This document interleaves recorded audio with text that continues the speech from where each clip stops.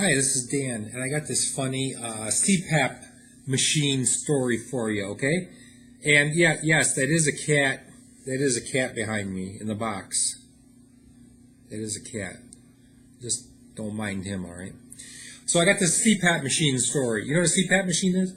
So a CPAP machine is, CPAP stands for Continuous Positive Air Pressure, I think. I think that's what it stands for, CPAP. And it's that thing you hook up to your nose, and it's a machine. When you sleep, it blows air into your nostrils. It keeps your air passages open because sleep apnea means the air passages, they tend to collapse when you're sleeping. When you relax and you choke, but only for a minuscule amount of time, and then it takes you from a deep sleep to a higher sleep. Anyways, it's supposed to help you sleep better. So many, many years ago, I don't know, 12, 15 years ago, I decided to go have a sleep study because I've always had really bad sleep. It takes me forever to fall asleep, and I'm always waking up in the middle of the night, and I wake up in the morning and I'm just exhausted. I feel like I just run a marathon. Yeah, for me, it's I wake up in the morning, I'm totally exhausted and wiped out. Then as the day goes on, I start to feel more awake and refreshed. So right before it's time to go to bed, I'm wide awake. And then I sleep and I wake up. It's backwards, It's exactly backwards. So anyway, 15 years ago, I decided to go for the sleep study. So you ever had a sleep study? What they do, this is just so ridiculous. You go and you talk to these people and you tell them, I got this problem, that problem. They kind of ask you questions and then they score it. Then they say, yeah, you have possible sleep apnea. You need to come in for an overnight sleep test, okay? What they do is you go to their office or whatever, and they have a room set up with a bed in it, and then they hook you up to all these wires, okay? And I mean lots of wires. They put them all over your head. So they gotta put this sticky, gooey stuff in your hair, and then they stick in all these wires. You got wires coming off your head, right? And then they put something on your chest for your heart. They put a belt around your chest. They put monitors on your legs because they want to test all these things, right? What are your brain waves? Are you in REM sleep or not? Is your heart beating at a normal pace? What are your breaths like? Do you toss and turn? They need to record all this stuff, right? So basically, you go into this place and you tell them, I can't sleep at night, right? And they say, okay, come into our office. They hook you up with all these wires, right? I mean, wires all over. Then they plug you into these machines. And they put you in this bed in this strange place. They say, yeah, go to sleep, okay? Go to sleep, and we're going to study you. And it's I can't sleep when everything is perfect, I can't sleep when I'm in my own bed that I spent thousands of bucks on. I got this nice Tempur-Pedic bed, okay? My own bed in my own house, all right? With all the lights off, everything, I cannot sleep. And you're telling me you're going to hook me up with all these wires and gadgets, and you can barely turn because you turn, the wires are all flying all over. Yeah, go to sleep, we're going to study it, So anyways, they do this overnight sleep study. And then they tell you, yeah, you got sleep apnea. And you need to use a CPAP machine.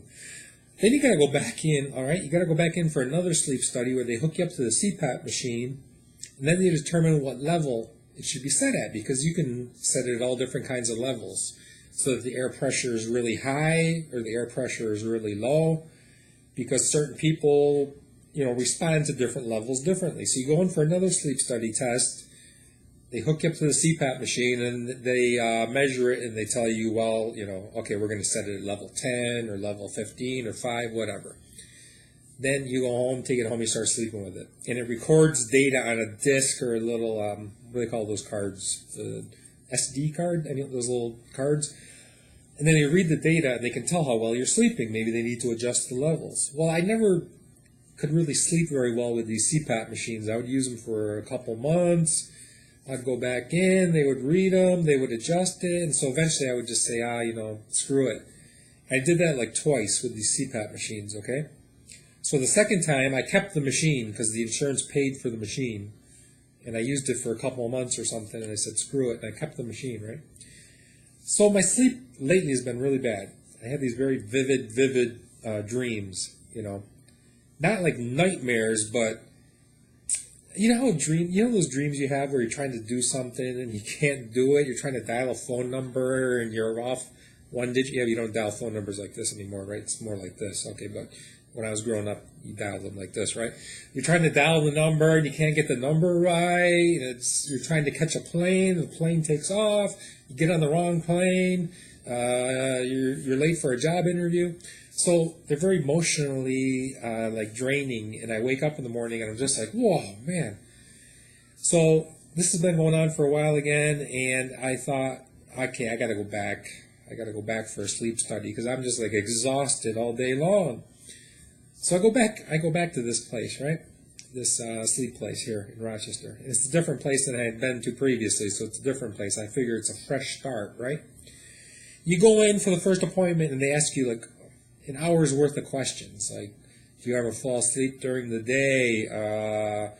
Have you ever, do you sleepwalk? And I don't know, because my cats don't tell me and I live alone, Do you talk in your sleep? Again, in the past, I've had like ex-girlfriends tell me, yeah, you talk in your sleep. You're saying all kinds of weird things. So yeah, I've been told that I talk in my sleep.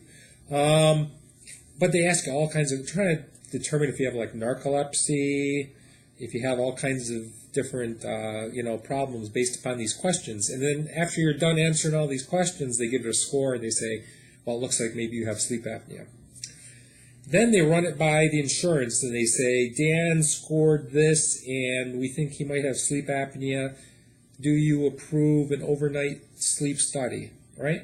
So they did that and the insurance company said no because my apnea score was like too low, right? Too low. So they said, okay, what we'll do then is we'll do this take-home sleep study. And they give you this thing that like goes up your nose, and it loops around to a machine, and it goes across your chest. And it only really measures your breathing, right? So I take that take-it-home test, bring it back in, and then they read the results from that, and they tell me, yeah, you've got like a low grade sleep apnea. So then they resubmit it to the insurance company. And they're like, no, we're not going to pay for a sleep study. And I thought, oh, then it's over. I guess I just have to live with it. And then the person at the sleep place called me back, and she says, oh, there's another alternative, okay? We can get you a loaner CPAP machine that's auto-adjust. And while you're sleeping, it auto-adjusts to your level, and then it will record the data. So use it for 3 weeks, and we'll read the data, okay? And then we're going to determine what your optimal level is, and you can see the machine that I have is not auto-adjust. You have to manually adjust it to a set level, okay? She says, use this loaner for 3 months, and then, not 3 months, I'm sorry, 3 weeks. And then we'll take the chip out and we'll read it and we'll determine what your maximum, your ideal level is, okay? So I'm thinking, well, maybe they'll get onto something. Maybe they'll determine what the optimal level is, and then I'll be able to sleep better than I have been because, this previous CPAP thing didn't work out. So I do it. I take the CPAP machine for 3 weeks, and it was kind of tough. And I didn't sleep all that great either. I was still having these weird, vivid dreams, And I thought, well, that's okay because maybe I need to be set at a specific level. Maybe because I had read on Google that some people, actually the adjusting thing kind of disturbs them too, and they need to have it set at one set level. So I thought they'll figure out what this set level is, and I'll be able to sleep perfectly, right? So I returned the machine yesterday, last night, and they called me back this morning. I thought it was going to take like a week, 2 weeks or something, because the place where I returned the machine has to give the data to the sleep center, and the sleep center has to read the data, and then they have to determine what my optimum sleep level is, right? So I'm figuring it's going to take like a week, 2 weeks. But no, they called me back. They called me back this morning at work, right? And I call in. I'm like, yeah. Oh, and they said, we got your results back, and you need to bring your machine in so we can set it. And they said, we're going to set it to level 8. Now, they told me what level they're going to set it at, but they need to fiddle around with the machine, and I think they need to reset the chip or something too. But I thought, yeah, I couldn't go after work today because they were closing early or something. And I said, yeah, I'll bring it in next week. Then I thought, well, they told me they were going to set it at 8, right? I'm sure I can manually set it myself. Now, they don't normally want you to do that because they want to, determine everything themselves. But I thought, I'm going to go on the internet and I'm going to figure out how to set the level myself, and I'll just set it to 8, okay? And that will be my ideal level, and then I'll sleep perfectly. Okay, right? So I go on Google, and I found a YouTube video that shows how to determine what the level is and how you can manually set it. So I figure I'm going to go in there and I'm going to change it to 8, right? Because the dude told me it should be 8. And whatever it's set at now, I'll adjust it and I'll be at the perfect sleeping level for me, and everything will be awesome, right? So I watched this YouTube video of how to reset the CPAP machine. I go into my bedroom and I do it. I push the buttons, and guess the level is at 8 already, right? So it's been set at 8 the whole time. So I go through all this rigmarole, and I'm paying like out of pocket like $300, right, to get all these tests and results done. And the result is it's the same level I've always been using previously. It's the same. It's 8. It's already 8. And and it like never helped me in the past. I'm one of these people. I'll try something, maybe like a food, or I don't know, a new kind of shampoo or something, or some kind of gadget. And I'll try it, and I won't like it, or it doesn't work, or whatever, And then time goes on, time goes by, and I kind of I got this kind of amnesia that I totally forget that I used this in the past, or not like I forget, but it's like I think, hey, I can try that thing again. Maybe it'll work this time. So I've tried a CPAP machine twice in the past, and I didn't get good results from it. But time goes on, it's like 7, 8, 9, 10 years later.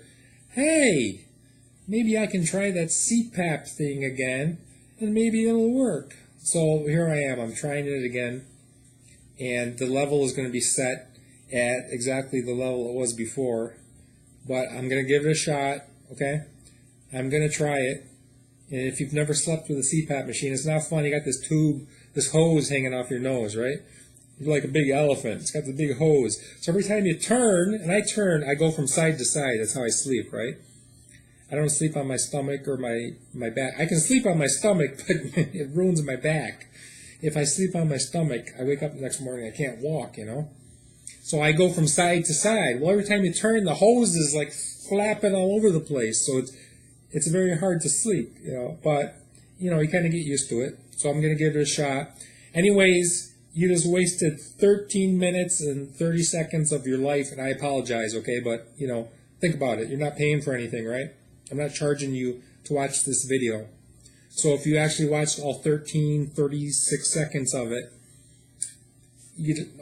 what's really 13 seconds? You do a lot of stupider things than watch CPAP videos for 13 minutes, right? Think of all the stupid things you do for 13 minutes. So, and it was free, totally free, all right?